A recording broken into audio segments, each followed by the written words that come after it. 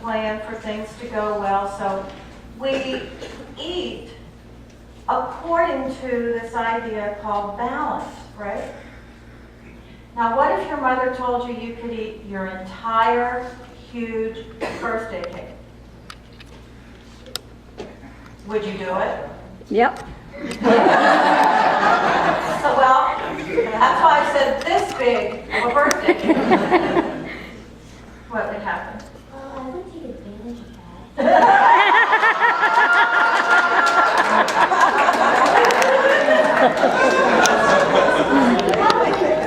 that. So did y'all all hear that? She would probably take advantage of that gift, but she would probably also get sick. And then what if your mother said, out of this huge, giant birthday cake, you can have one tiny, tiny, tiny little piece. Like a little mouse birthday cake. No, that wouldn't be so great either. But so what are we shooting for? We're shooting for, say it again. We're looking so somewhere in the middle, and that's what we're talking about upstairs today. We're talking about balance, living in a balanced way, or living from our center, which here at Unity we talk about our center being the place where we can access or get to God's perspective, God's love, God's wisdom, God's peace. All of that is within us in our core. And we're talking about something called the middle way. It's from a spiritual path called Taoism. It's kind of a funny word because it's spelled with a T, but we pronounce it as if it's a D. And so we talk about the Tao. The Taoism means the middle way, the balanced way, the way of staying centered and at peace and calm, even when things around us that are happening are upsetting. And I know that all of you can do that already, but all of us are practicing. We're practicing staying in a place of peace and wisdom and kindness and love, even when the people around us or the world around us or maybe the bullies on the playground are doing things that cause us or from which we feel sad, right? So do you think it's possible to do that? Think it's possible to stay in your center place even when there's a bully or even when maybe you didn't so great on a test or you didn't see your friend like you wanted to, right? We can get sad and upset, or we can go to the core of our being, some of us call it our heart, and we can do our prayer, we can do our meditation, and we can think about all of our blessings, and we can stay in a more peaceful place. So that's what we're going to be talking about up here today. The middle way. So I hope all of you have a great time downstairs with Miss Pam and Miss Delaney, because they have a great lesson for you too. And I'm glad you're all here, because you know why? You're the light of the world. And we love it when the light of the world shows up. So we're going to ask you to stand, and we're going to all out here, we're going to bless you. They're going to hold up their hands, and they're going to send their love and blessings to you. And I'm going to ask all of you to do the same thing. Lift your hands. This is because love comes through our eyes, our hearts, our hands, our presence, and our words. So we're going to say this blessing, and we're going to bless you, and you're going to bless all of us, okay? We love you, we bless you, we appreciate you, we behold the Christ in you, and we love you just the way you are. And you guys have a great time down there.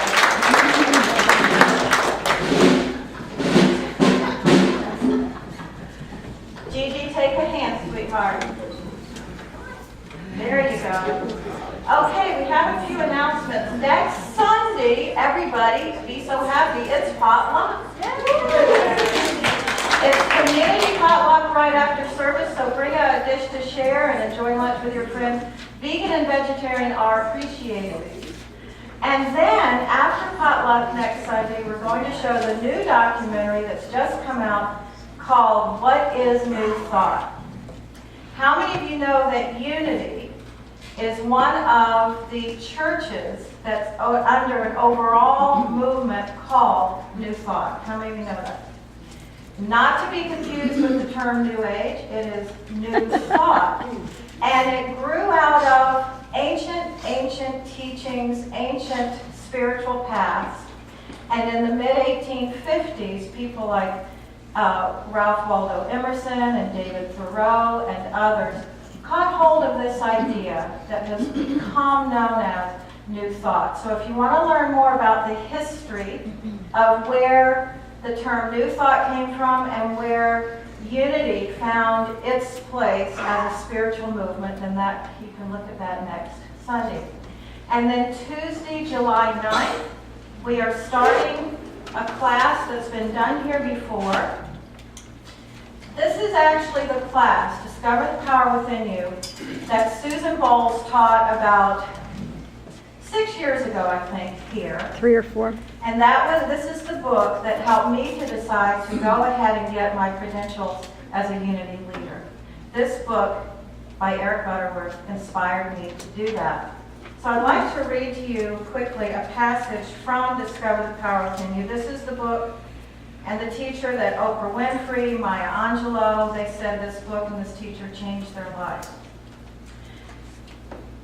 Eric Butterworth says, it is estimated that humankind's total body of knowledge doubled between 1775 and 1900.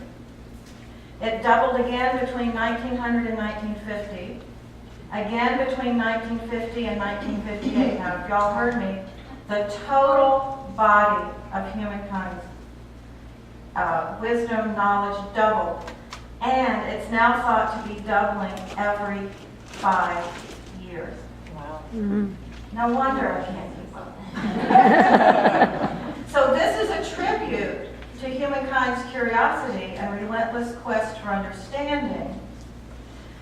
But it's important to recognize that discoveries in the world around us are not as huge as the self-discoveries within. So he goes on to say, the word man comes from an ancient Sanskrit word which literally means, man, means to think. And the hu, H-U part, means God. So human means thinking with God. Is that exciting? Yes. For those of us who are human. Through thinking, man has the possibility of knowing God and expressing the wisdom of divine mind. Man is the greatest, this is his view, humankind is the greatest concentration of divine energies in the universe. Humankind is the greatest natural resource, and the world of possibilities within humankind is still the great frontier. Something to think about. That's why so many of us are getting so very much into meditation and prayer consciousness. So that starts July 9th, 8 Tuesdays, 5:30 to 7. Okay, that's it for now. And now I will share some brief words about unity, which I'm going to take from this book because I wasn't here 6 years ago, and I'm excited to take this. I just bought my book downstairs. And the foreword is written by Maya Angelou. And she says, what I found to be so compelling in Butterworth's teachings, and still do, is that the power of God, the essential spirit, is within each one of us, which is a basic unity principle. We can ignore that, she says, or we can draw upon it and decide to grow. Butterworth had an unshakable faith in the power of thought, the power to change not only one's own life, but the world. I think that he also had faith that change would come, and that we have the power to call it upon and bring it about sooner by working at it. And that is essential to our unity teachings. The power of thought and what we think about, we bring about. And now we have our unity's board creation of our statement of purpose. Let's say this all together. I am the consciousness of Unity Christ Church, a unified board and congregation, nurturing spiritual growth, inspiring creativity, sharing time, talents, treasures, and expanding awareness of divine oneness. And now I would like to take another moment to welcome everybody here today, and I would also here for a while, if you would like to stand and give us your name and where you're from, we would love to give you a visitor packet. Anybody today?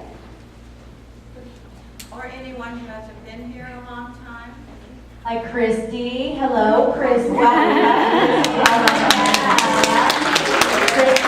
Christy's back permanently. Yay! Already? Well, we welcome you all here today, and we're glad you're I thought she here. was coming in August. And now I have the opportunity to read from our daily word. This is Unity's oldest publication. I think it's going on 100 years. And our word today is blessed, and our affirmation, let's all say this affirmation together up on the screen. A generous heart blesses all. Generosity nurtures our lives like the sun's warmth nurtures tender buds to blossom. Blessed by the sun's generous sharing of light, a beautiful expression of realized potential bursts free from containment. I am grateful for acts of generosity that have supported me in times of need. I have known the gift of an encouraging word or an unexpected opportunity, so I reciprocate and give to others. The more freely I give to life, the more freely life gives back to me. And that's our whole idea of prosperity consciousness. I'm going to read that again. The more freely I give to life, the more freely life gives back to me. In return for the kindness I have received, I express loving kindness to others. Just as a brilliantly colored flower spurs appreciation. Oh, missed a line here. Hold on. Just as a brilliantly colored flower evokes a smile, a kindness shared spurs appreciation. The cycle continues and all are blessed. And from 2 Corinthians 9:11, you will be enriched in every way for your great generosity. And let's say this one more time. A generous heart blesses all. And now we have the song, Love is the Only Power.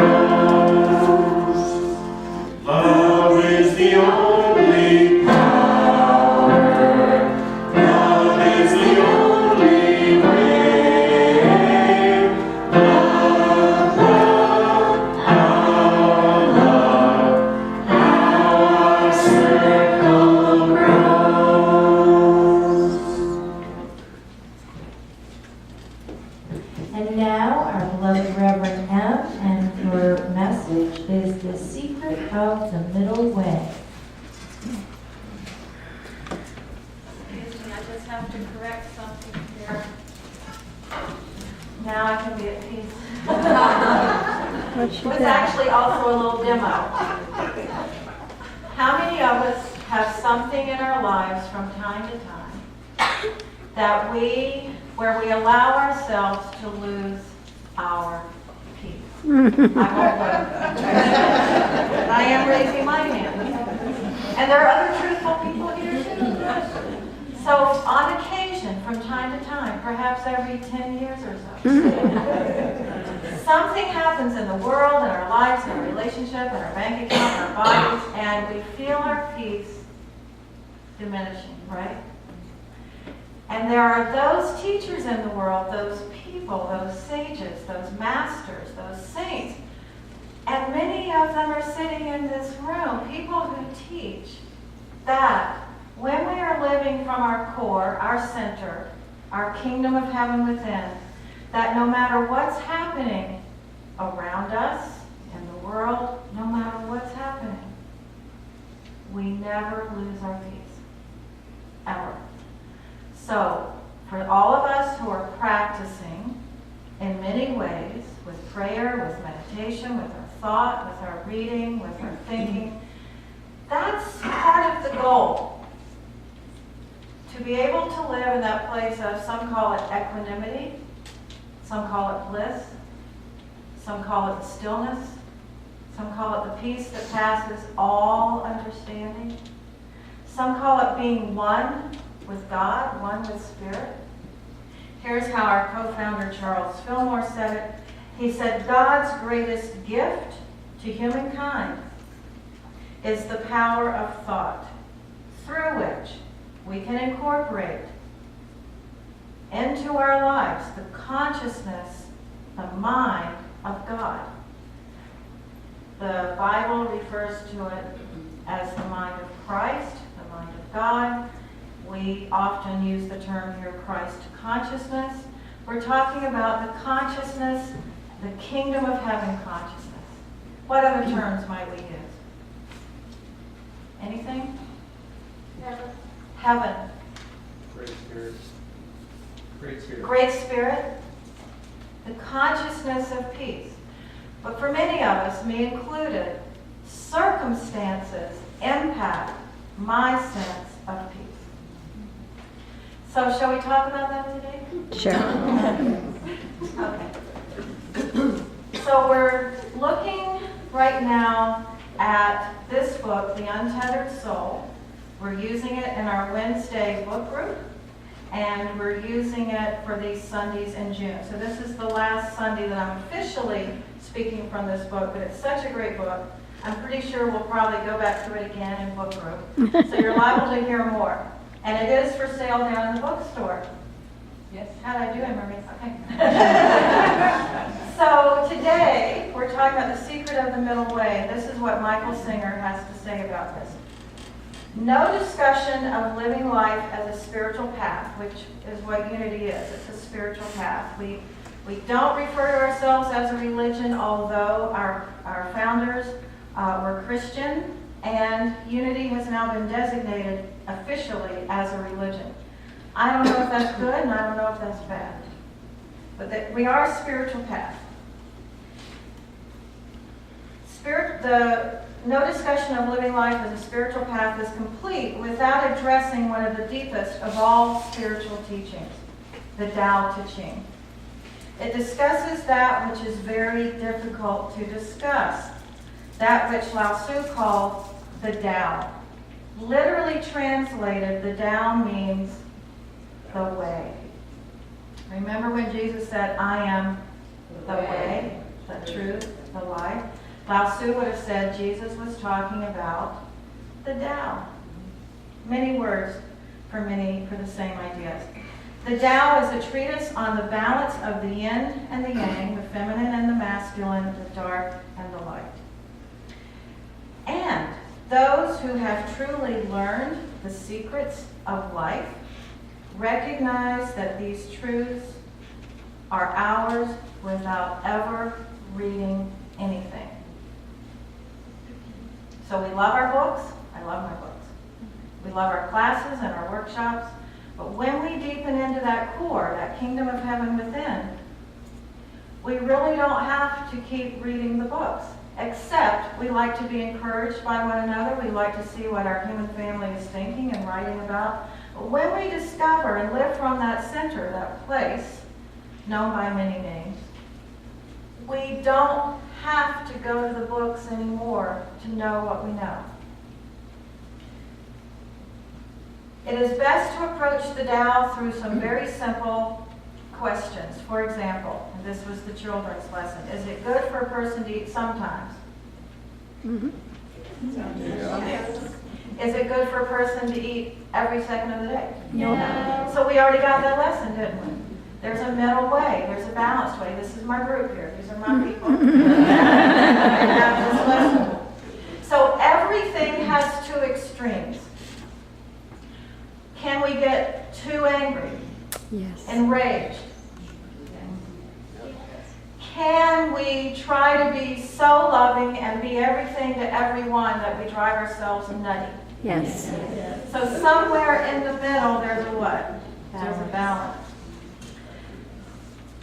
Can you tell when you're off center? Yes. Do you know when you're off center? Yes. I call it when I'm tilted, sort of walking around like this. We know when we're tilted, right? We know when we're off balance. We know when our pendulum has swung way too far one way or way too far the other way, right? We seek balance. So if you pull a pendulum out one way, it will swing back just that far the other way. If you've been starving for days and somebody puts food in front of you, you won't be polite while you're eating. This is really a powerful little paragraph right here. Mm-hmm.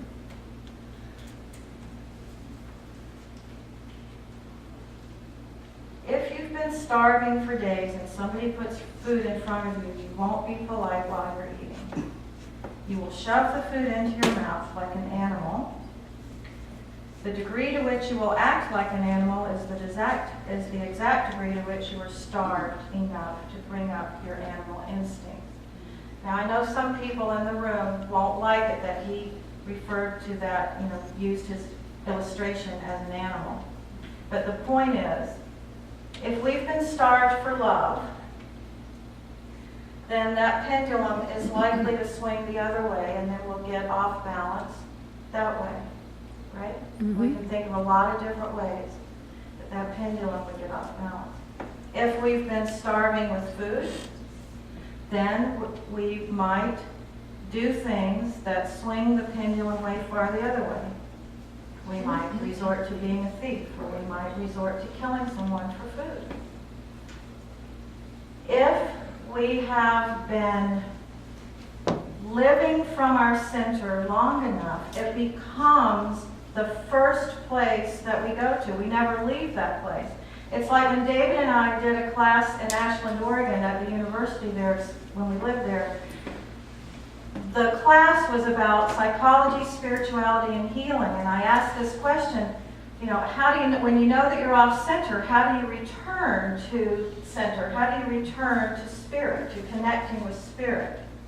And some people said, well, I reconnect with spirit through music, or through being with my children or grandchildren, or reading my Bible, or reading my poetry, or listening, to the great operas, or being in my garden. There are many ways. I go to my church, I go to my synagogue, many ways to reconnect with spirit. And there was one man who didn't answer.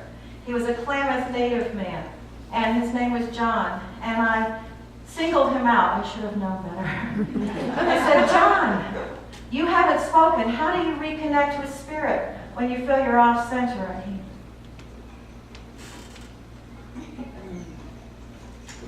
I can't imagine being disconnected from spirit. And I said, John, would you come up here and teach the class? The truth is we can't disconnect from spirit. But the truth is that we can get off center.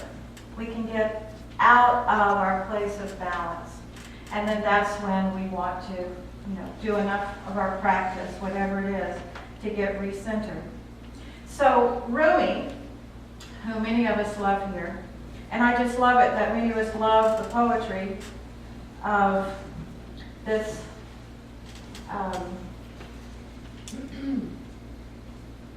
13th century Persian poet, theologian, jurist, and Sufi mystic. And many of us quote him, and we often forget to give him credit.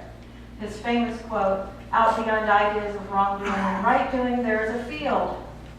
I will meet you there. Now that field is also within us. When we're at our core, when we're in our balanced place, we're not pointing fingers of wrongdoing or right doing. From the center, we see all things working together for our awakening. We see all things working together for our good, but we're not standing as judge and jury and executor, right? Is that a good way to say it? Yes. So something else that Rumi said, he said, your grief for what you've lost lifts a mirror up to where you're bravely working. I'll say that again, I love it. Our grief, or our sadness, or our disappointment, or our confusion, is like a mirror. And it's being held up to where each one of us is bravely working. You know, when we have our times of getting off center, when we have our times of losing our awareness of that peace that passes all understanding, it's important, maybe even good for us, to ask, what is this moment teaching me? What is this circumstance bringing to me that shows me where my spiritual work is? Because often what we do, we want to blame someone or something for our dismay, right? Let me find out who is responsible for this confusion in my life.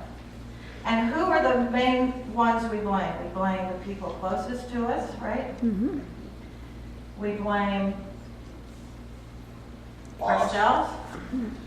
We blame politicians. Anybody. Anybody we can find on these 5 fingers, we will blame. You know, we have a prayer that we say here most every Sunday. And I feel like we're watching it unfold. And the prayer is that we hold the vision here that all world leaders, politicians, you know, leaders of counties and states and countries, that all world leaders have as their highest priority is what? The well-being of all life. And so we watch things unfold in the world. We keep holding that prayer in our consciousness that all world leaders will have all life, all people, as their highest priority, so that we create a world that works for who? All. Everyone. A world that works for all. So Rumi goes on to say, expecting the worst, you look, and instead, here's the joyful face you've been wanting to see. Your hand opens and closes, and opens and closes. If it were always a fist, or always stretched open, you might be paralyzed.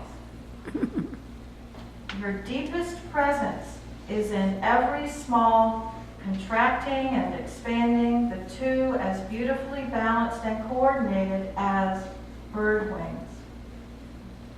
You know, we see the ebb and the flow, don't we, in our lives and in the world? We see ease, and then we see what? Hardship. We see ease, we see dis-ease, we see things moving in a way that feels helpful, and then we see things not moving in a way that seems so helpful. So we want to stay in the center where we can view that God is at work in all of it, and that our awakening is unfolding in all of it. You think that's possible to do? Yes. So here we are at those ruts again. We're going to get rid of this slide next week because we're going to start on a new series. But this is the Oregon Trail up near where we used to live in Ashland. We could still see some of the ruts of the Oregon Trail. And we're using this to example for us this idea of samskara, that we create these thought paths. And sometimes we get in loops, and sometimes it's hard to get out of those thought paths. Sometimes we are in so much of a thought path or a rut that we don't even see any other possibilities or opportunities around us for deepening, growing, opening, remembering, healing, transforming, because we're in a rut of life is hard and it's never going to get better. You know, I personally know someone who was given a diagnosis of rheumatoid arthritis, and the doctor actually said to him, "You will never get better, you will only get worse." Now, that was one person's perspective. My friend went out and sat under a tree and said to God, "I'm not moving from this place until I'm healed." And 18 hours later, he got up and he never had rheumatoid arthritis again. That's what Charles Fillmore was talking about. That's what Charles Fillmore saw. That's what Jesus saw. That's what Eric Butterworth sees. That's what Michael Singer sees. And that's what you and I see when we're in our center. Yes, ma'am. I do have a connection with that. I'm sorry, what? I do have a connection with that. Well, would you come up here and tell us about it, please? So you have a connection with this idea, okay? When my mom, when she was born, there was something wrong with her leg. There was a piece missing in her leg, and they said that she could never walk again. So they had to put her in a body cast, and they said that if she did walk with a pin, they said that if she did walk, she'd just walk off stick legs. Right. And now she can walk it, just like a regular person. Wow. Wow. Did she ever have the operation? She did. She has a pin in her leg, and Yeah. now she runs like 8 miles a day. Wow. Wow. Wow. Thank you so much for sharing that story. I bet you there's other stories like that out there. I bet you there's other stories where we've been told that we're always going to have to live with a bodily issue or maybe even a cultural issue or in our families. You know, we have family stories that we're told this is never going to get better. It's always been this way. It'll never change. And then, as we continue to do our work of awakening, we see perhaps more peace in the family, more forgiveness in the family, more balanced living in the family, more wholeness, ideas that create enlivening energy rather than depleting our life energy. That is what I used to call a miracle. Your story. That's what I used to call a miracle. Now I call it God's way of being in the world. That life energy lives in me. I have access to that life energy in my mind, in my body, in my thoughts, and my feelings, and I can use that life energy to impact the healing and wholeness of my body and my mind and my emotions, my life. I expect those stories to be told. I expect for us to see more of that kind of demonstration of what's possible for us as human beings. Is that okay to do? Yes. The Untethered Soul says there is no reason for stress, inner pain, or fear. And I know there's some out there who want to argue with that statement. There's no reason for stress, inner pain, or fear. The alternative is to decide not to fight with life. Yes. There is such a thing as life without fear. Amen. Everybody say that. So now I know you're. Now, are they talking about from our regular kind of thinking? No. He's talking about seeing the world through this place that Jesus called the kingdom of heaven. Seeing the world through the mind of Christ or the mind of God, the mind of peace, seeing the world with a bigger perspective. That's the place he's talking from. That from that place, that centered place, that place where you know that you're an eternal spiritual being, you always have been, you always will be, that this is one body. When you leave this body, your consciousness continues. From that place, you know there's no reason for stress, inner pain, or fear. If I know I'm an eternal spiritual being, if I know that all is well and that spirit, life is working for my behalf, then where is the place for stress, inner pain, or fear? There is none. Now what it will do, it will diminish the scary stories that we tell ourselves. Living from that place is not good for Hollywood. Living from this place is not so great for CNN. Because we, again, I keep saying this because I'm getting it more and more. When I've got it, you won't hear it from me as much. We create so much stress and pain and difficulty in our lives by telling our stories so scary-like. My grandmother used to say, oh, hello. My grandmother used to say, are you telling a story? When I was trying to get away with something. We also call that a lie. And my aunt would ask me the same thing. Are you telling a story? Evidently, I tried to get away with life story. I was practicing for you. I was practicing to be a storyteller. We tell ourselves stories, don't we? Every day, all the time, we tell ourselves stories about what it means about where we're currently at war somewhere, what it means about the economy, what it means about my physical well-being, what does something mean about some relationship, and we make up stories, don't we? And the stories we make up is, oh, it's going to be so bad, or oh, it's going to be so wonderful. And then when it's not, when we don't see the picture that we thought we were going to see, then what? We get disappointed. Then we tell another story.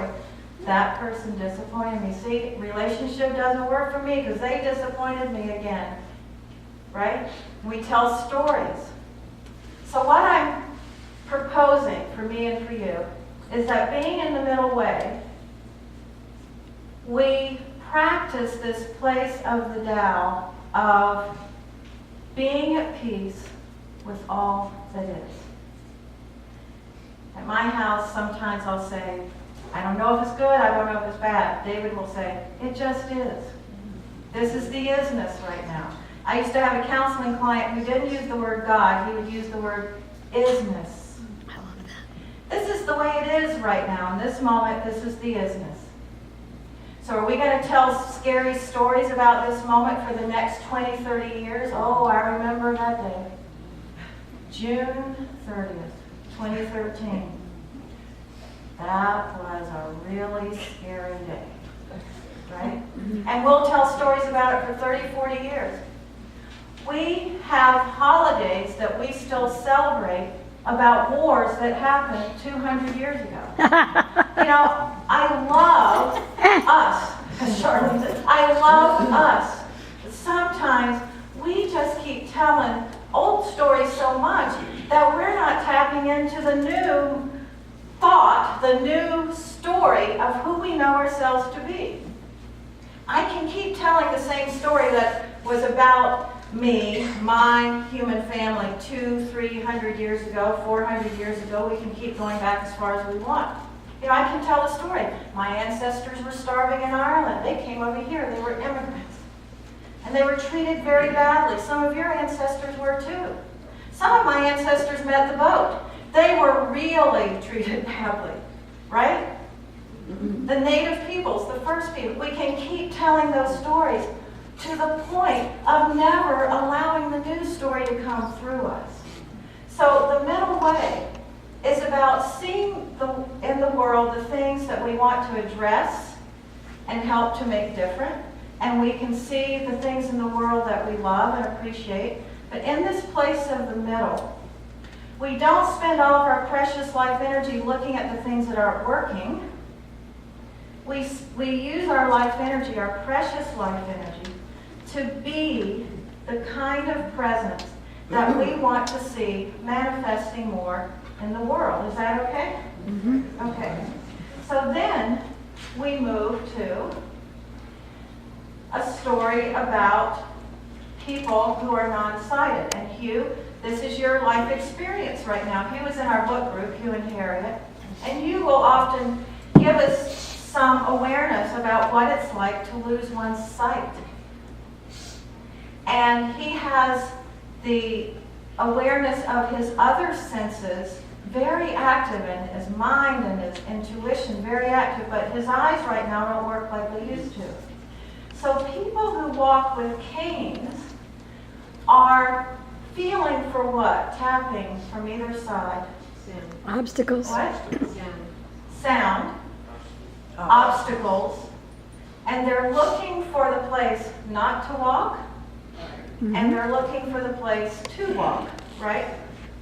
Hugh takes his cane and he feels there's a chair right here, so that would not be a good place to walk. Right, thank you, Hugh. Why don't you? And he knows the path. Now, when we are operating in the, in a rut, what we want to do is we want to get back into the middle place, and we can feel on either side. I don't want to walk into the right side of the rut. I don't want to walk into the left side. I want to stay in the middle. So we're really feeling around the edges, right? Sometimes some of us use a term like, I'm getting ready to go over the edge. That's what we're talking about. We're getting ready to move into a feeling, an extreme feeling. An extreme feeling of what? Depression, an extreme feeling of anger, an extreme feeling of what? Fear. And we can feel ourselves starting to walk over the edge. And we know, with enough practice, we learn to bring ourselves back to the middle way. We know when we're walking over the edge. So what is it we're using? Hugh uses a cane so that he can maneuver through the world safely. What do we use? Intuition. What? Intuition. Intuition? Our sight. Eyes.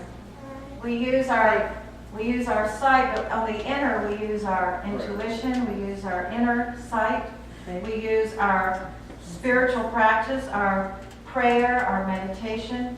We use the tools that Jesus taught about, that the Fillmores taught about, that all the great teachers have taught about. We use the tools that are part of this human being guidance system. It's better than any GPS. It's better than a two-way radio. You guys are too young to remember two-way radio. But it's better than a walkie-talkie. It's better than a GPS. We have this guidance system. And sometimes one of our ruts is we've always dealt with life in one particular way, so that's the way we're going to keep dealing with life. When life has brought us so many other possibilities and opportunities, but we'll keep operating out of an old belief system to help us get through some circumstance or situation. And when we're operating from the center, we're open and available to hearing, sensing, seeing, feeling opportunities for response to what's happening that may be something that we've never thought of before. And we're walking in this way of balance so we can hear and see and sense. What is our next right action?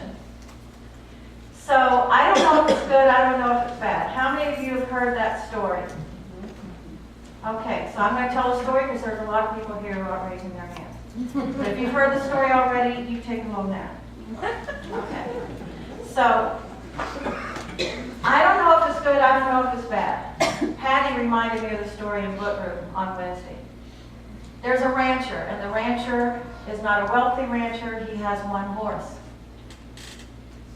And one day the one horse runs away. And his neighbor comes over and he says, "Oh my God, your horse ran away. This is so bad. You only had one, and he ran away." And the rancher said, "Well, I don't know if it's good, and I don't know if it's bad." The neighbor said, "Well, it's bad." You have a neighbor like that? Aunt and uncle?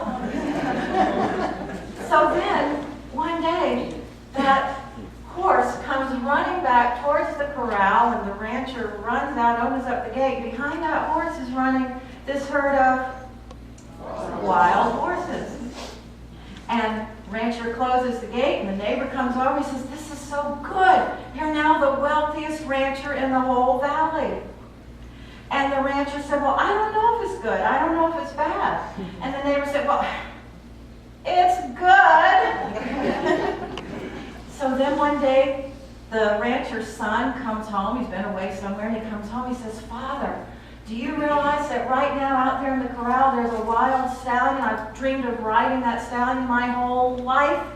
And so he works with the stallion for several weeks, and one day it comes, he saddles up, he takes off, and hours later, the community brings the son back, and his body is so badly broken from where he's been thrown by that stallion that the doctor says, "Your son might never walk again."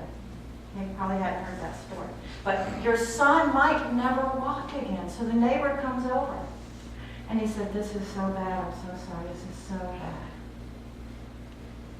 And the rancher says, "Father, I don't know if this is bad. I don't know if this is good." And then one day the army marches through the region, and they're collecting all the young men again who can go off to war number 500,000, 1,274. And the son can't go. He's in bed recovering from multiple fractures, broken bones, and the neighbor comes over. And he says, "This is so good. Your son doesn't have to go off to war." He said, "My son, however, may have to go off to war." And the father, the rancher, said, "I don't know if this is good. I don't know if this is bad." Now that is the middle way. I couldn't think of a better story to illustrate. That is the middle way. That we often will label something as bad or good and give us a few weeks or a few months. We might be in lamentation over what we thought was good 6 weeks ago. I can't believe I did that again. Or something that felt so frightening and bad.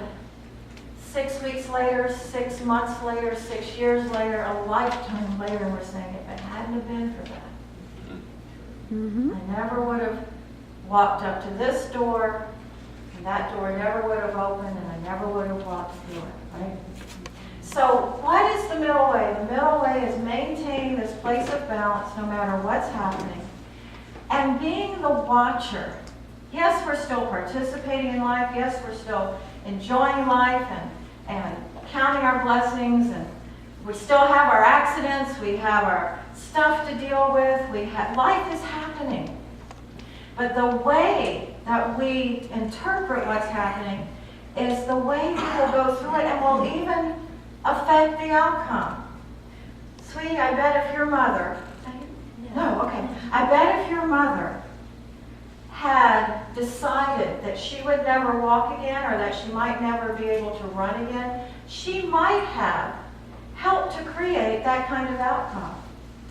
But something within her, we can call it God, we can call it Holy Spirit, something within her said, I will walk again, I will run again, right? She wanted to prove them wrong because her grandmother would stop laughing at her because she was in body cast. She wanted to prove them wrong. That's like the professor in my first year of college who told me, don't ever become a public speaker. So, Mayor Bob, he said this. Don't you love that face? Real healing is spiritual healing, whereby the soul, becoming free from desires, doubts, and hallucinations, enjoys the eternal bliss of God. Now, does that mean it's wrong to have a desire? Of course not. But what we do, we trip ourselves up when we have an attachment to the outcome. You know, we are guided through life by how Spirit moves us and moves upon us for creativity and action in the world. Where we get tripped up is when we become attached to a certain outcome. Let there be peace. Let it begin with me. I'm against war, right? When we are so attached to an outcome that we become like the thing we want to change, we need to get back in the middle, in the balanced way, right? So in a few moments, we're going to sing a song, and we're going to go into meditation.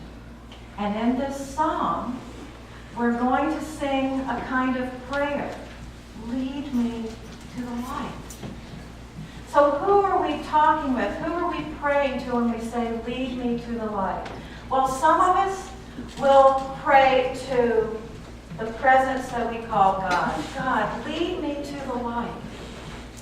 If it was Fillmore up here this morning, it would be, lead me to the higher consciousness. Lead me to the place of the Most High. The Most High what? The Most High thinking, the Most High awareness, the Most High understanding of how all of life is working together in our behalf. Lead me to the light. Jesus said, you are the light of the world. Now, was he talking about when I'm in a funk and tilted? In my perspective, We're always loved, we're always blessed, and we're always a part of God. But we are the light of the world when we are in the balanced way of being. Because when I'm tilted, I'm creating a dimmer light, maybe even to the point of having no light. Expressing. Am I still the light of the world? Yes, but I'm not expressing as the light of the world. Are we always the light of the world? Yes. But are we always expressing as the light of the world? I'm just asking. Yes. No, we're not always expressing it. Sometimes I'm expressing as a very adorable, though silly person. Sometimes I'm not expressing in the world from my place of center, from my place of understanding that all things are working together for good. Sometimes I tell scary stories to myself. And I know that you don't do that, but you pray for me. Okay, we're going to sing this song and we're going to go into meditation.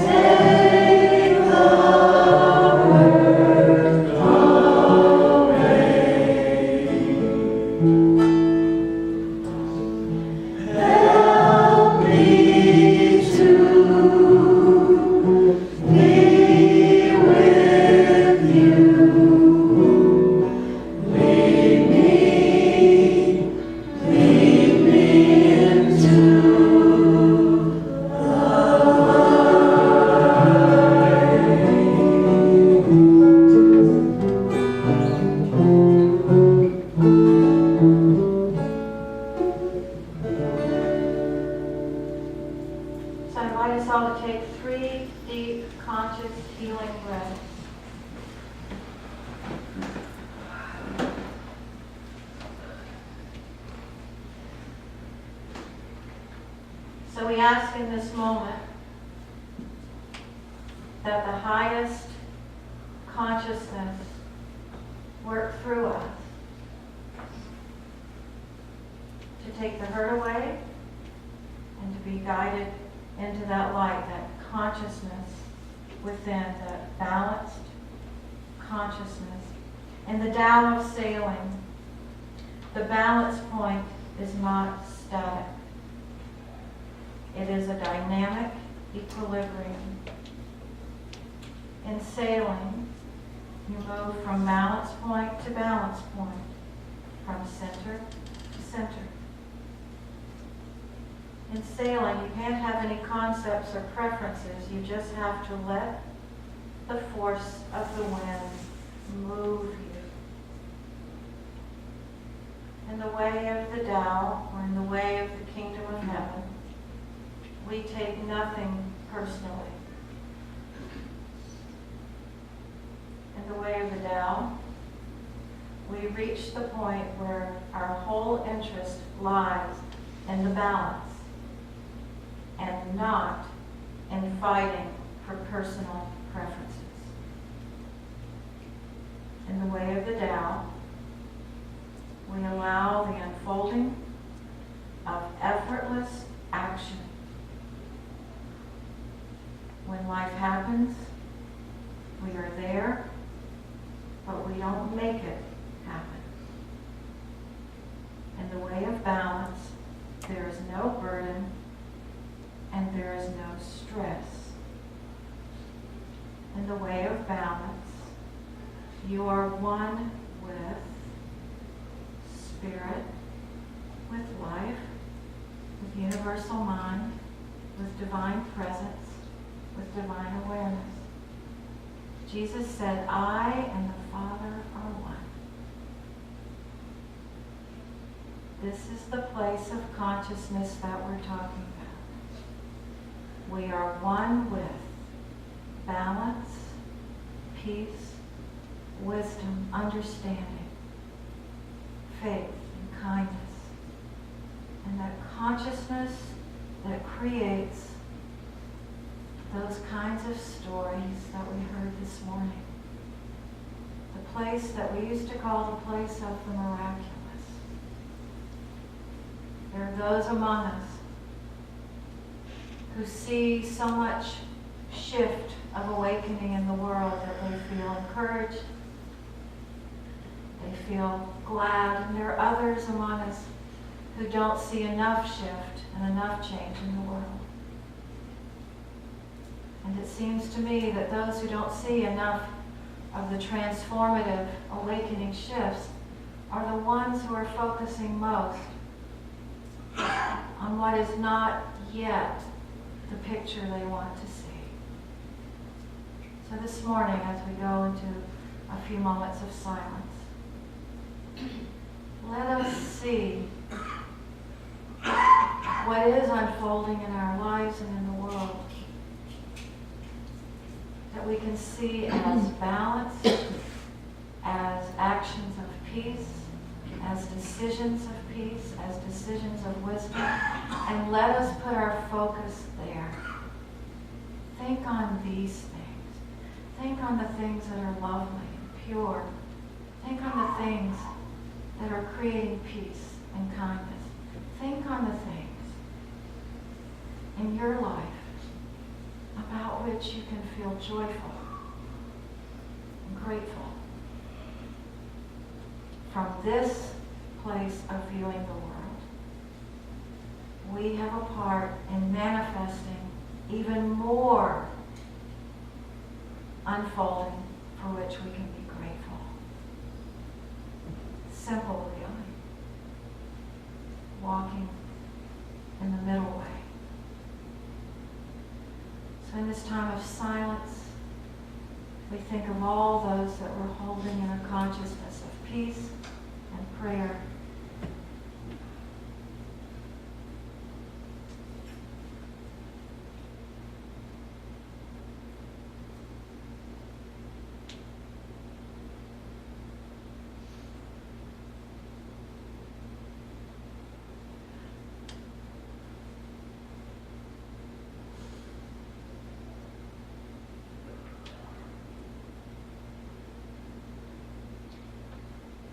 If you would like to say any of their names out loud, please do so. Eugene, Caitlin,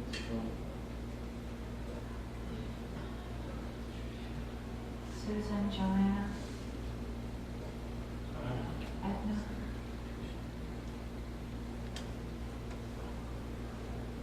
And again, we hold all world leaders, all leaders of communities, in our prayers and in the consciousness that all of us have the capacity to make our decisions from a place of the highest priority, being the well-being of all life. We bless our world leaders, and we bless our United States government and our president, all world leaders, and the leaders of this country. We bless them. Perhaps for this week, we will have only words of blessing. Perhaps for this week, we will practice creating no further misery, no more scary stories. Perhaps this week, we will practice living from the center and blessing what is happening in the world and being the presence that we want to see unfold in the world. And then at the end of this week, perhaps we'll make a decision to keep viewing the world from that perspective. All things unfolding for our awakening. We give thanks for knowing this. We say, so it is, and so we let it be. Namaste. Namaste.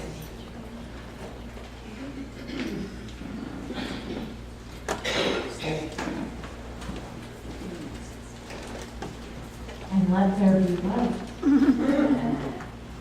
And for me, hearing Reverend Margaret speak about all these things, we all know we are the light of the world, and sometimes we forget, and the homework for all of us is in remembering and practicing that remembrance every day. And it's hard sometimes to not think of those circumstances as our, what is happening to us, but it's the not letting it have power over us and remembering who we are and that we are the light of the world, and we are here to encourage each other to see that light of the world too. Amen, Pastor Kate.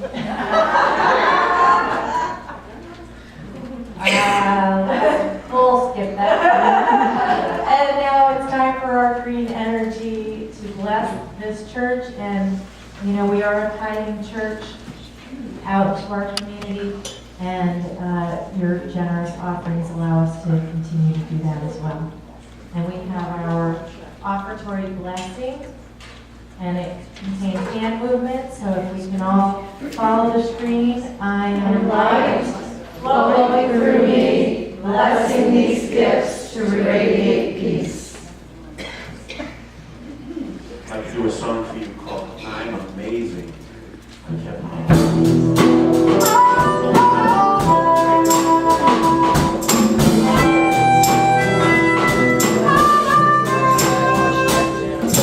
Brother, I need to talk to you.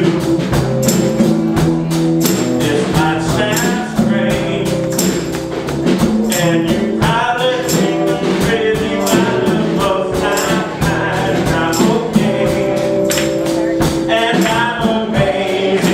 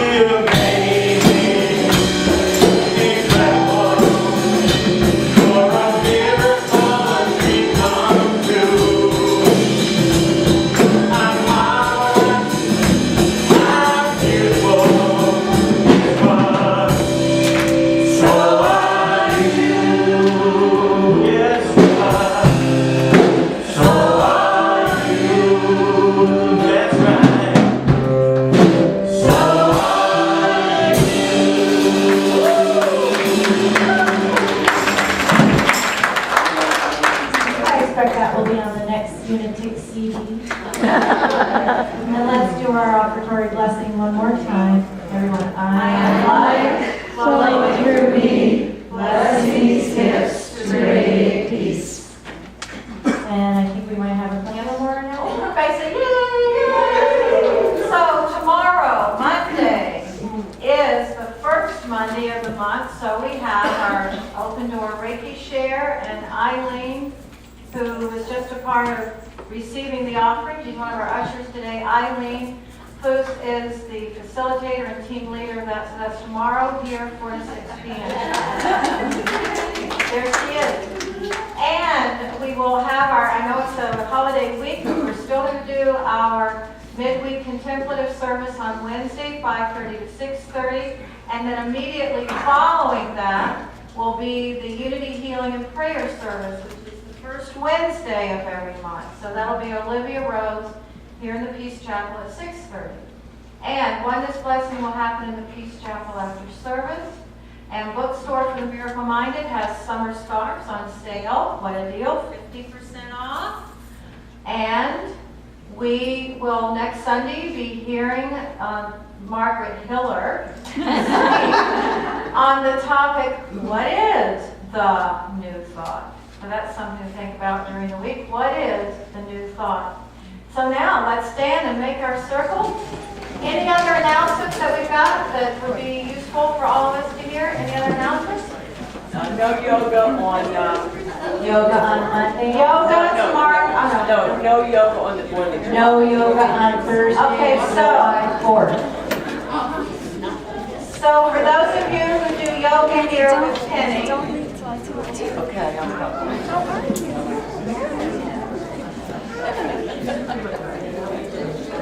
okay, so for those of you who do yoga here with Penny, it will be tomorrow night, Monday night at 7 to 8:15, but it will not happen on Thursday on July 4th. Everybody got that? Okay, so our prayer for protection, there was somebody last week who didn't know this. She said, would you please say that again? So this is the prayer that was written by Unity's poet laureate James Dillard Freeman, and this prayer was taken by Buzz Aldrin, one of our astronauts, to the moon, and it's still on the moon. And this, I'm sorry, what? As far as they're making litter control there. But this would not be litter, would it? This is our prayer for protection. So we say it for ourselves and all those we're holding in our hearts. The light of God surrounds us. The love of God enfolds us. The power of God protects us. The presence of God watches over us. Wherever we are, God is, and all is well. And now we do our Let There Be Peace on Earth. We sing it like prayer. We sing it like we mean it.